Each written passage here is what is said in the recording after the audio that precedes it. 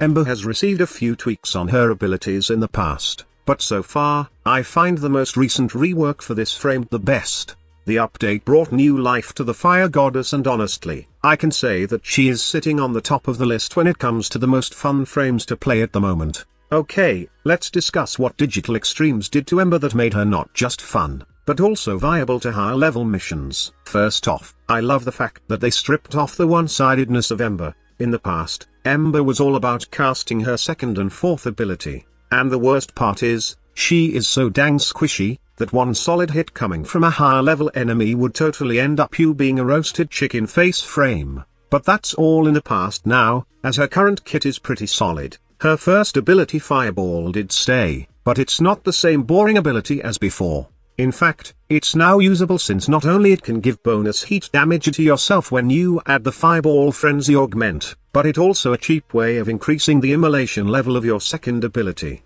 Not to mention that it can now deal with decent damage since Ember has an innate ability that allows her to strip enemy armors. Now her second ability has been changed, and it's now called Immolation. What it does, it gives Ember damage reduction, depending on how much immolation level you have.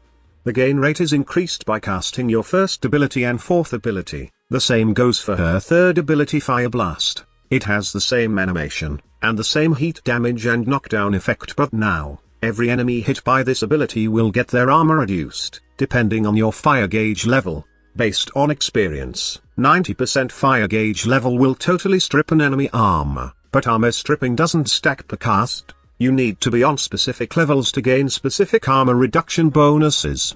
The only catch here is that, Fire Blast does lower the immolation level of your second ability. You may gain the full benefit of armor stripping at max gauge Fire Blast, but you will trade off survivability since you will lower your immolation's damage reduction. However, don't fret, since this problem can be dealt with by equipping the right mods. Moving on, we finally have a new and awesome special ability for Ember. World on Fire may sound cool, but Inferno is way hotter, and better. Aside from its synergy with Ember's second ability, the area it covers is pretty wide. It's also reliable compared to World of Fire because the range is fixed, making it a great ability for nuking group of enemies. However, don't get too excited about this ability, as it's not always good against high-level targets. It will roast those infested enemies fast, but it would take some time burning those heavy units even if they have no armor at all. But again, don't worry, as I got a simple combo to fix your high-level problem. So basically, you will need to cast your immolation ability first every time, since this ability will not only give you damage reduction, but this is the ability needed to activate the fire gauge, or immolation gauge. Then, proceed to kill enemies with your Fireball or Inferno if they are weak against fire. But for those armored enemies, try to build up your gauge to 90%, to fully strip enemy armors and then, start training hell. It's easy to build up, and maintain your immolation gauge, since a few cast of either Fireball or Inferno will hasten the process. Once you are at max gauge, you can start stripping armors, and have the max damage reduction coming from your immolation ability. But be careful though, as energy drain is faster at max immolation gauge. Keep on casting your Fire Blast to crowd control, reduce armor and maintain your energy. Now let's talk about builds.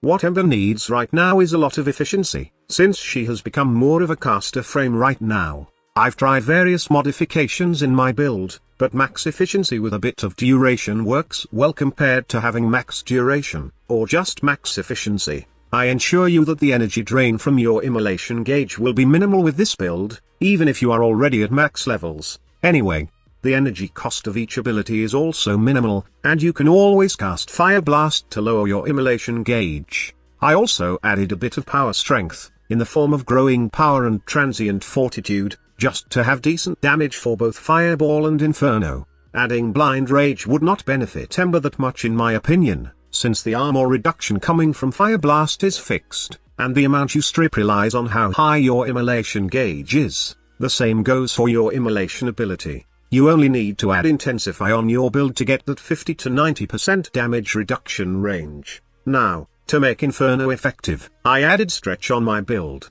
36 meters is sufficient for hitting a bunch of targets in my case, and I usually move around while playing Ember, which is why I don't need to extend the range further. Of course, primed flow for lots of energy and for survivability. I added vitality and the new augment, healing flame. Why did I choose this augment over the others, you ask? It's really a personal preference, but if you take a look at each augment, you will find that healing flame is better. Fireball frenzy is great in adding heat damage to all of your attacks, but it's not necessary in my opinion. I find Ember's new passive much more reliable in terms of adding more heat damage compared to this augment. The thing is, Ember's new passive allows her to gain 5% ability strength per enemy inflicted with heat element, and most of the time you will benefit from this buff since you will constantly be casting Inferno and Fireball. The only difference is, her passive only works for her abilities, while Fireball Frenzy adds heat damage to all sources, including your weapons and other frames.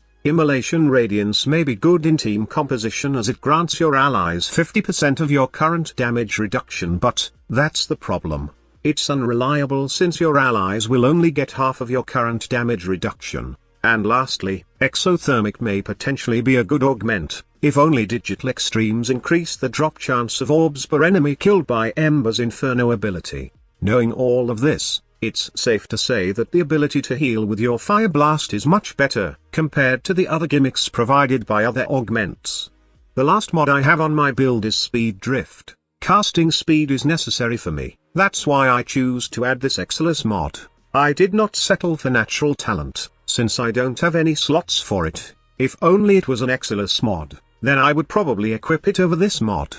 Ember right now is in a good, thanks to this rework. It made her abilities work with each other, and honestly, she is now fun to play compared to her past kit, wherein you only rely on just one or two abilities. So that's it. I hope that you find this video informative. Just a quick update before we end this video. My mother's burial will be on November 5th, so expect no videos for a couple of days. I went home just to check a few things in our house, and I will travel back to my mother's birth home tomorrow. It's on a countryside, wherein there's no reliable phone signal and internet connection. I will be back on November 6th and hopefully, I can get back to my usual schedules on posting new content on Warframe. Thank you so much for watching. Squad Leader signing off.